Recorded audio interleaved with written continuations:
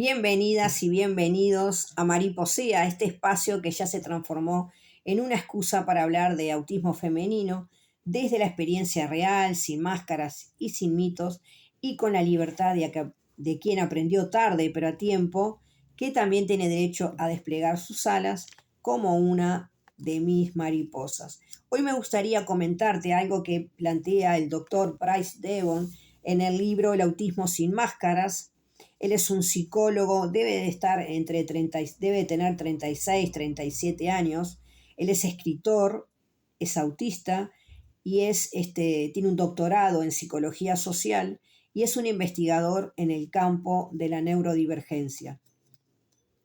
Y él nos plantea entonces en su libro El autismo sin máscaras lo siguiente: a principios de los años 90 del siglo XX, la idea generalizada era que tener un hijo o una hija autista arruinaba la vida de la familia. Una estadística muy citada en aquella época y totalmente incorrecta aseguraba que entre los padres de niños y niñas autistas la tasa de divorcio era del 80%.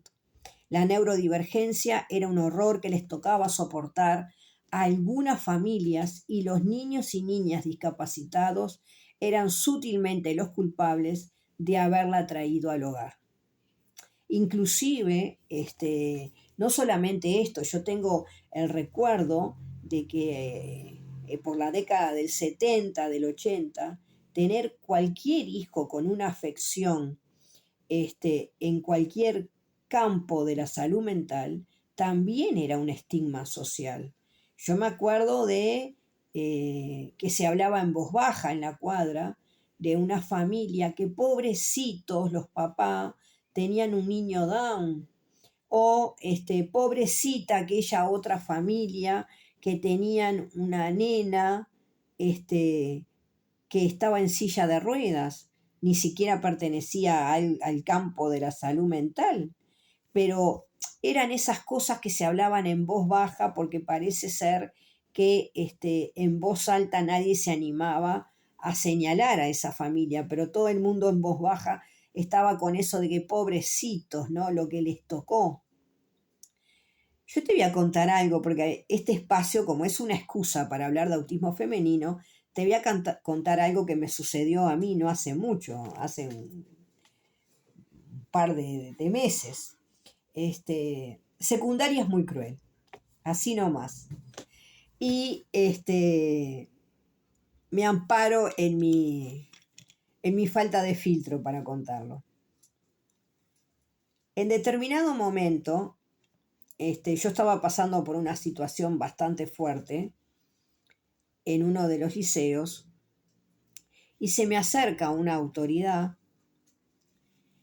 y me recomienda determinadas lecturas y una película y qué sé yo qué. Y me dice, tendrías que ver esta película. Y también la serie tal y cual. Y cuando le pregunto por qué cree que me puede aportar algo, me dice, para que puedas entender lo que seguramente sufrieron tus padres. Entonces, fíjate hasta dónde llega la violencia del mundo neurotípico, que nos sigue viendo en el 2026 como un estigma. Los estigmas eran marcas que se les hacían a las personas que eran de los pueblos dominados como una pertenencia. Y luego ese término se empezó a extender hacia todo aquello que no pertenecía al campo de la normalidad. Es interesante cuando tú haces un rastreo de la etimología de las palabras, porque surge como una marca de algo que me apropio, que me hago dueño de eso. Y después lo llevo al campo, ¿verdad?, de lo no normal. Porque no es normal tampoco domesticar, esclavizar, someter a alguien. Pero claro, los sometidos, los domesticados, los estigmatizados, son los paria de la sociedad, los que hay que sacar de la sociedad. A mí me hace pensar en La nave de los locos de Michel Foucault. Quien me conoce sabe que soy una Foucaultiana a rajatabla. Me hubiera encantado tener a Michel Foucault de vecino. Así que durante décadas el autismo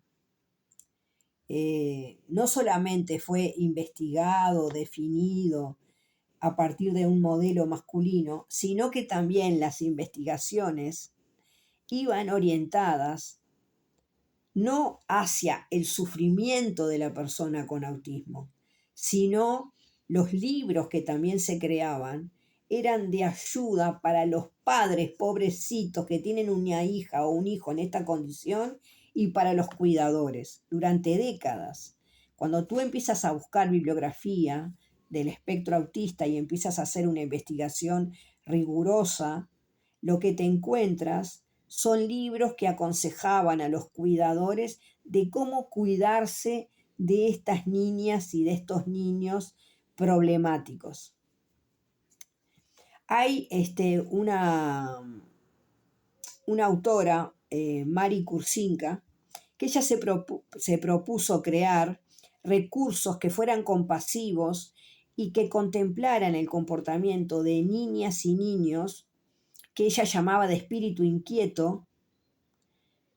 Para no condenarlos, decide reetiquetar esas características. Si bien ella no escribió pensando en niños del espectro autista, lo hizo en un libro que se tradujo al español como El niño tosudo, pensando en su hijo que tenía características de un niño con TDAH. Entonces ella lo que hace es hacer que las etiquetas tradicionales sean redefinidas. Y te voy a poner un ejemplo. Ella dice que en vez de decir que tiene un hijo tosudo, ella le plantea una nueva etiqueta que es seguro de sí mismo y persistente. En vez de decir que tiene un hijo incontrolable, un hijo energético. En vez de decir que tiene un niño ensimismado, como la neurodivergencia, muchos de los que pertenecemos al espectro autista lo que hacemos es un hiperfoco, ¿no es verdad? Nos mantenemos. A veces dicen, ay, no responde al nombre. Pero, ¿por qué es? Porque estás haciendo hiperfoco en ese bichito, estás haciendo hiperfoco en ese pedazo de roca, estás haciendo hiperfoco en ese libro que te interesa. Yo a los 11 años era una apasionada de sábado y no me vengas a hablar porque yo no quería salir, había descubierto el libro El túnel de sábado y no quería terminar el fin de semana sin habérmelo comido todo. Entonces, no es que no respondes al nombre porque sos autista. Estás haciendo hiperfoco en algo que te interesa, que te apasiona, y lo estás disfrutando todo, que no querés que te perturben, quién sabe con qué pavada familiar. Entonces, me encanta esto que hace Kursinka, porque ella es crear una nueva etiqueta. En vez de decir que tenés un hijo melindroso o melindrosa, tenés un hijo o una hija selectiva con discernimiento. En mi caso particular, a mí me decían melindrosa porque no soportaba ciertas texturas a nivel corporal, pero tampoco en el paladar soportaba aquellas comidas que eran del tipo gelatinoso. Hasta el día de hoy no me gustan los higos, no puedo comer sesos, no puedo comer vísceras, no puedo comer todo aquello que de alguna manera tiene un movimiento que no logro manejar. Entonces esa era una palabra que escuchaba mucho en mi infancia y en mi adolescencia. Ahí está la melindrosa, pero me gustó esta nueva etiqueta. Ahí está la selectiva, con discernimiento. Otra de las características que ella plantea de redefinir, en vez de decir que tienes un hijo exigente, alguien que sabe con claridad lo que quiere. En vez de inflexible, alguien que no le gustan los cambios. En vez de alguien ansioso, alguien que es energético. y cauteloso, porque muchas veces esa ansiedad está vinculada. Yo siempre digo que si me vas a regalar algo, prepárame, porque la ansiedad muchas veces es por eso que vas a recibir y querés recibirlo bien. Entonces muchas veces la ansiedad no es porque no podés esperar, es porque querés preparar tu corazón. En vez de decir que tenés un hijo explosivo, decir que tenés un hijo dramático, pero dramático en el sentido esto de que, ¿no? De lo actoral. En vez de decir que tenés un hijo entrometido, tenés un hijo curioso, inquisitivo. En vez de decir que tenés un hijo escandaloso, alguien apasionado y entusiasta. Y en vez de decir que tenés un desobediente en la familia, tenés a alguien comprometido con sus propias ideas. Entonces me parece interesante que si bien Kursinka hizo esta tabla con una lista de los estereotipos negativos y los redefinió, estos, si bien no son para el espectro autista, realmente también sirven para el espectro autista. Cuando alguien forma parte, dice Price Devon, de un grupo muy estigmatizado, absorbe y se cree alguno de los estereotipos negativos aplicados a su grupo y sufre lo que los investigadores llaman autoestigma. El autoestigma pesa mucho. Quienes lo sufren en alto grado tienen muy baja autoestima y se consideran menos capacitados que el resto y además no se atreven a buscar ayuda terapéutica. Esto lo voy a decir 1000 veces. El índice de suicidios en las personas del espectro autista es muy elevado y se silencia. Los psicólogos han estudiado durante décadas cómo reducir el autoestigma en personas con trastornos mentales como la depresión, la ansiedad, la esquizofrenia. Sin embargo, no existen investigaciones, ninguna hay, porque me recorrí todo lo que pude en páginas científicas y no hay investigaciones sobre el autoestigma en las personas autistas. Los pocos datos que hay son de pronto porque se cruzan o entre las personas que pusieron para investigar hay 1 o 2 personas con autismo, pero eso no es algo estadísticamente que tenga un valor científico. Así que hay una escasez de estudios que se preocupen de reducir el autoestigma en las personas con autismo. Entonces, esto es lo interesante. Mientras no haya una investigación que realmente ayude a las personas dentro del espectro autista a trabajar en la noción de su propio autoestigma, van a seguir ocurriendo pérdidas de vida y van a seguir habiendo personas del espectro autista que crezcan con un sufrimiento enorme. En el 2018, el profesor Martínez Hidalgo hizo, junto con su equipo, una investigación donde emparejó a personas que tenían trastornos mentales estigmatizados, como la esquizofrenia y otros trastornos, con interlocutores neurotípicos durante una serie de talleres en los que hablaron de salud mental y creatividad. Y al término de esos talleres, lo que se pudo ver es que las personas neurotípicas fueron capaces de darse cuenta que lo que tenían era prejuicios hacia las personas que tenían trastornos mentales y se quedaron con la boca abierta cuando vieron lo talentosos que eran para la pintura al óleo, para las esculturas, para las creaciones y la capacidad de arte que tenían y la creatividad que era maravillosa. Por otro lado, las personas que estaban estigmatizadas por tener una patología mental, muchas de ellas que habían tenido años de internación y de pronto era el loquito de la cuadra, fueron capaces, a término de esa investigación, de mencionar que se sentían menos avergonzadas y más capaces de verbalizar que tenían una patología mental. Ahora bien, este estudio incluyó a algunos participantes autistas. La muestra era muy diversa, pero lo que se pudo ver es que si las personas que se sienten estigmatizadas y a eso se les suma su autoestigma, se les da la oportunidad de mostrar lo talentosos que son y todo lo que tienen para darle al mundo, comienzan a mejorar y a trabajar más en su autoestima y tiene un efecto transformador para esas personas. Entonces, yo creo que tenemos que difundir la necesidad de que las universidades, sobre todo la universidad nuestra, aquí en el Uruguay, se preocupe de hacer investigaciones con personas autistas y trabajar el tema del autoestigma. Porque el autoestigma es muy fuerte y se sufre mucho.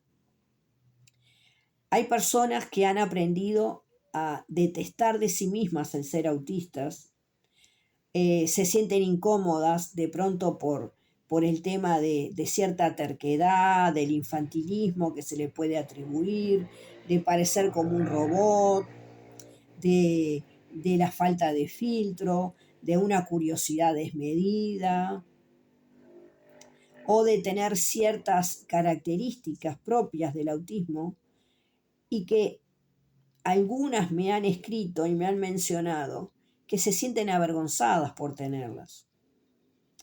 Así que yo creo que es un debe que hay con el autismo, empezar a profundizar sobre el verdadero sufrimiento de la persona que tiene autismo. Y por otro lado, empezar a trabajar con los padres para que puedan ver la potencialidad de su hijo autista y no aquello que no tienen. Porque muchos padres, cuando reciben la noticia de que tienen una hija o un hijo en el espectro autista, lo ven como una culpa, como una vergüenza, y enseguida empiezan a querer forzar a esa niña o a ese niño a que se parezca a los neurotípicos, y la expresión que se usan es, a veces yo siento, cuando la expresan, que tienen la idea de que sea como sus primos, como sus hermanos, como sus compañeros, y cuando tú le preguntas, ¿y cómo son los otros? Y son normales, ¿no? Esto de que tener un autista en casa es algo que no se puede ver como algo muy feliz. Entonces, no es de extrañar que haya muchos autistas que están enfadados consigo mismos por tener ciertas características, por tener cierta forma de pensar, de sentir, por tener cierta sensibilidad y porque son con determinadas características que los neurotípicos no poseen. Entonces, se concentran más en lo que carecen que en lo que tienen. Y yo creo que hay que empezar a ahondar y a trabajar el tema de la autoestima, porque es fundamental para que realmente aquella persona que pertenece al espectro pueda llevar una vida plena y no tenga necesidad de enmascararse todo el tiempo y que pueda verse con su propia belleza y no como un estigma o un sello vergonzoso de por vida. Entonces, más me aferro a la idea de que es imprescindible que en el campo de la psicología todos aquellos que tenemos esta oportunidad de ejercer esta profesión, realmente nos obsesionemos, de ser necesario, con el investigar para que se pueda llevar una vida plena sin que alguien te diga cómo deben de haber sufrido tus padres por tenerte. Si algo de lo que escuchaste hoy te resonó, no es casualidad. Gracias por haberte quedado hasta aquí. A veces una palabra basta, le digo a mis pacientes, para empezar a transformarse. Yo te dejo con una mariposa. Voy a elegir el amarillo, el color de la alegría, dice el monstruo de los colores. Y el recordatorio de que incluso después de toda una vida, siempre es posible alzar vuelo.